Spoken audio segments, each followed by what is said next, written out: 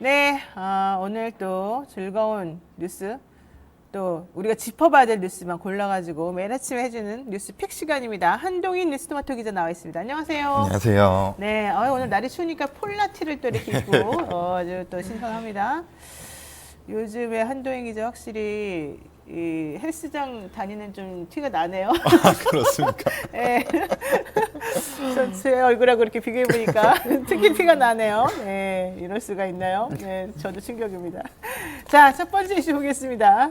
김건희 씨 허위 이력에 대해서 사과를 했습니다만은 과연 이게 제대로 된 사과인지 듣는 저로서도 상당히 좀 헷갈리더라고요. 자, 어떤 내용이었을까요? 그러니까 어제 이제 윤석열 후보가 출마한 이후에 공식 석상에 나온 건 이번이 처음이었는데요. 그러니까 김건희 씨가 네네네. 네. 그러니까 국민 여러분께 진심으로 사죄의 말씀을 드린다 이렇게 대국민 사과를 했습니다. 그러니까 일단 내용을 보면은 일과 학업을 함께하는 과정에서 제 잘못이 있었다. 네. 잘 보이려 경력을 부풀리고 잘못 적은 것이 있었다 하면서 논란에 대해서 일부 인정을 했고요. 네. 그리고 이러지 말았어야 되는데 너무 부끄러운 일이었다 이런 사과를 했습니다. 네. 그런데 이제 앞에 이 사과를 하기 이전에 유산에 대한 이야기를 꺼내면서 예, 과거 유산했던 일을 꺼내고 그리고 윤석열 후보와 뭐 가정사 이런 부분을 언급하면서 뭐 개인사에 뭐 호소를 하기도 했습니다. 네. 그리고 대통령이 된 경우를 가정한 이유에 대해서도 말을 했는데 남편이 대통령이 되는 경우라도 아내의 역할에만 충실하겠다 이렇게 밝혔습니다. 그러니까 국민의힘 윤석열 대선 후보의 부인인 김건희 코바나 컨텐츠 대표가 자신의 허위 이력 논란에 대해서 대국민 사과를 했습니다만은 짧게 그냥 사과문 낭독하고 들어갔습니다. 근데 어쨌든 요점은 이거죠. 국민 여러분께 진심으로 사죄의 말씀을 드린다. 일과 학업을 함께하는 과정에서 잘못이 있었다. 잘 보이려고 경력을 부풀리고 잘못 적은 것이 있었다. 그러나 요 얘기를 하면서 사실 요 얘기는 가장 핵심인데 좀 짧게 언급이 네, 되고 맞습니다. 나머지는 좀 남편에 대한 사랑이 애절하게 그냥 절절절 끓더라. 예, 뭐 실파 그렇습니다. 찍는 거 아니냐. 그리고 도대체 누구한테 미안하다는 거냐. 남편한테 미안한 거냐. 국민한테 미안한 거냐. 본인의 경력이 허위로 이렇게 부풀려진 것 때문에 제대로 된 수업을 못 받았을 학생들에게 미안한 거냐. 네. 그런 얘기 한마디도 없더라고요. 네, 그런 주체 대상도 없었고요. 일단 이날 기자회견에서 제일 많이 언급한 단어가 남편입니다. 네, 맞습니다. 15차례 정도 언급을 했고요. 아. 그리고 이제 질의응답을 받지 않고 바로 나갔는데 단상에 올라서 국민의힘 당사를 빠져나가는 데까지 한 10분 정도도 채 걸리지 않았습니다. 그거밖에 안 걸렸어요? 네. 그리고 나서 이날 사과를 하긴 했는데 그 국민의힘에서 입장문을 발표를 했는데 14페이지 정도의 보도자료를 냈습니다. 근데 이력을 허위로 법적으로 봤을 때 허위로 보긴 어렵다. 이런 입장문을 내서 사실 이게 사과였는지 그동안의 입장을 반복하면서 그냥 사과하는 척만 한 건지 이렇게 볼 수 있습니다. 그러니까는 단상에 올라가서 단상을 빠져나갈 때까지 다 걸린 시간이 10분도 안 걸렸다. 그런데 그리고 난 다음에 곧바로 국민의힘 선대위 측에서 14쪽 분량의 입장문을 쫙 돌렸어요. 네, 그렇습니다. 근데 거기 결국 그들이 보낸 것의 요점은 조금 부풀린 건 있으나 잘못은 특별하게 없는 것 같다. 이거 같아요. 그렇습니다. 참네요. 그리고 남편을 처음 만났는데 뭐 맨날 같은 옷만 입어도 당당하고 멋있어 보였는데 남편에게 미안하다. 결국 남편은 아무 잘못이 없다. 본인만이 네. 잘못이다. 뭐 이런 얘기 같아요. 정말 사랑 고백은 검찰 안대님 사랑 고백은 남편과 둘이서 해야지 왜 국민한테 합니까? 이런 얘기 하십니다. 아유 그래도 뭐 부부가 사랑한다는데 우리가 어쩌겠어요.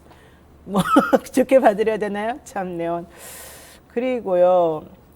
나나님 물어보니까 남편한테 미안하다고 뭐 이런 얘기 하셨고 참 여러 가지로 그렇습니다. 처음 공식 석상에 나타나서 한 얘기가 사과다. 이것도 사실은 상징적인 의미가 있는 것 같긴 하죠. 네. 예. 그렇지만 우리가 원하는 사과가 정말 제대로 된 사과였는지 홍준표 국민의힘 의원 같은 경우에도 이 국민들이 납득할지 모르겠다 이런 얘기를 하셨고요. 이준석 대표 같은 경우에도 다소 아쉬운 점이 있더라도 긍정적으로 바라봐야 된다. 그러니까 결국은 잘 못했다 이런 뜻 아닙니까? 네, 그렇습니다. 김종인 위원장도 장애물 하나가 없어졌다라고 하긴 했는데 그냥 그 정도에 대해서 어느 정도 신경을 쓰고 있는 것 같습니다. 그렇군요. 네, 어쨌든 아마도 국민의힘에서도 뭐 대체적으로 다 긍정평가했다고는 하지만 좀 미흡하다는 생각은 하고 있는 게 아닌가 개인적으로 생각합니다. 자, 우리 HYUN 리님, 현리님. 한마디로 개사가였어요. 이렇게 얘기를 하시는데 모르겠네요. 참. 개사가 시즌 3라고 하면 나 또 혼나겠지? 욕먹고. 저는 그래서 거기까지 하겠습니다. 자, 두 번째 이슈 보겠습니다. 민주당하고 열린민주당, 아까 더불어민주당하고 열린민주당이 합당을 결국은 하는군요. 합의문이 네. 발표돼서. 통합 네. 합의문을 어제 발표를 했는데 당명은 더불어민주당으로 하기로 결정을 했습니다. 네. 그래서 뭐 그 기존에 나왔던 대로 정치개혁 의제로 비례국회의원 등 열린 공천제를 하고 국회의원 3선 초과 제한 그리고 국민소환제 등을 추진하기로 합의를 했습니다. 네. 그래서 이재명 열린민주당 같은 경우에는 이재명 후보 선대위에 별도의 열린 캠프를 차려서 이제 합류를 할 예정이고요. 29일, 30일 이틀간 열린민주당에서 최종 결정을 하고 민주당도 당원들 토론을 거쳐서 한 1월 10일 정도 이제 법적으로 합당을 할 것으로 보입니다. 그렇군요. 더불어민주당하고 열린민주당 연내에는 합당하기 어렵지 않겠냐 이런 전망이 있었는데 어쨌든 통합 합의문을 발표가 된 거고요. 당명은 더불어민주당으로 하기로 했다. 여기서 제일 핵심은 비례국회의원 등 열린공천제 실시한다. 그리고 3선 초과 못하게끔 하겠다. 예. 이게 사실은 좀 민주당 입장에서는 좀 힘들었을 것 같은데 예. 받아들이기로 했나 봐요. 예. 또 국회의원 국민소환제, 이건 또 좀 신선합니다. 그리고 각 당이 5대5로 참여하는 당 정치개혁 특별위원회를 구성하기로 했다. 이게 사실 열린민주당하고 더불어민주당이 좀 의석수의 차이가 많이 나는데 5대5로 특위를 구성한다. 이것도 참 신선합니다. 검찰 수사권 폐지, 포털 뉴스 편집 배열 금지, 공무원 정치기본권 보장. 좋습니다. 민주당. 열린민주당이 좀 화력이 좀 좋다고 세다고 하니까 예. 얼마나 좀 잘 될지 좀 지켜봐야 될 것 같은데 그래도 일단은 긍정평가가 좀 많은가 봐요. 네, 긍정적으로 효과 바라볼 수 있는 게 어쨌든 정치개혁 부분에서 열린민주당이 강하기 때문에 이 부분도 그리고 민주당도 받아들였고 네. 민주당이 이제 뭐 삼선 초과 같은 경우에는 뭐 중진 의원들도 많은데 일단 이 부분도 정치개혁 특위에서 논의를 하겠다고 했으니까 기대해 볼 만한 것 같습니다. 네, 어쨌든 내년 1월 둘째 주까지 내부 절차를 마무리하는 것을 목표로 하고 있다고 하고요.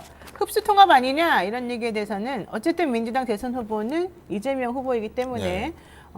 그 부분에 대해서 대승적으로 양보한다 이렇게 좀 밝혔습니다. 자, 또 지켜보기로 하죠. 자, 세 번째 이슈 보겠습니다.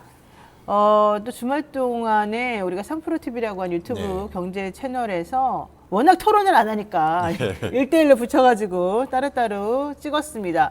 그런데 조회수도 좀 차이가 많이 나고 내용 면에서도 엄청나게 차이가 많이 난다. 네. 누구랑 윤석열 후보랑 이재명 후보랑 네. 예, 얘기 좀 들어볼까요? 예, 이재명 후보 같은 경우에는 계속해서 뭐 토론 이런 유튜브 채널을 방문할 때마다 좀 긍정 평가를 받고 있습니다. 네. 게임 채널을 방문했을 때도 그러니까 20대, 30대에게 제일 이슈가 확률형 아이템에 대한 이슈였는데 이 부분을 직접 짚기도 했고 확률형 아이템. 네. 주식에 대해서도 본인이 직접 해봤던 경험을 살려서 얘기를 하면서 긍정 평가가 많았는데 이번에도 이재명 후보에 대해서는 긍정 평가가 있었습니다. 근데 윤석열 후보가 이번에 정책 토론에 대해서 싸움밖에 안 된다 이런 발언을 하면서 조금 논란이 됐는데 이 윤석열 후보가 토론에 대해서 공격과 방어를 하게 되고 자신의 생각을 제대로 설명하기가 어렵다. 그러니까 이게 국민의힘 대선 경선 과정에서 해보니까 16번을 해보니까 이런 결론이 났다라는 얘기를 했고요. 네. 그러니까 결국에 싸움밖에 안 된다.